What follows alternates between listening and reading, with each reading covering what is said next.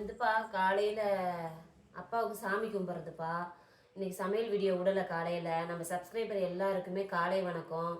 ஏன் சமையல் வீடியோ விடலைன்னா அப்பாவுக்கு வருஷம் கும்பிட்றனால இனிமேல் தான் சமைக்க ஆரம்பிக்கணும். இங்கே பாருங்க, சாமி கும்பிட்றதுக்கு எல்லாமே வாங்கிட்டு வந்துட்டோம்.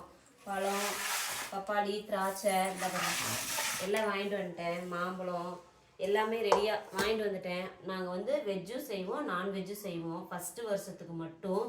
அதுக்கப்புறம் நம்ம பார்த்து சாமி கும்பிட்றது தான். இந்த வருஷம் மட்டும் எல்லாமே வச்சு சாமி கும்பிட்ருவோம்ப்பா. அதனால் இன்னைக்கு காலைல சமையல் வீடியோ கிடையாது. உடனே பட்னியாக இருக்கேன். நான் வந்து விரதம் இருக்கக்கூடாது. அப்பானாலும் நான் விரதம் இருக்கக்கூடாது. தம்பியும் அம்மா விரதம் இருப்பாங்க. தம்பி வந்து என்னுடைய கேமராமேன் இன்னைக்கு மௌன விரதம்.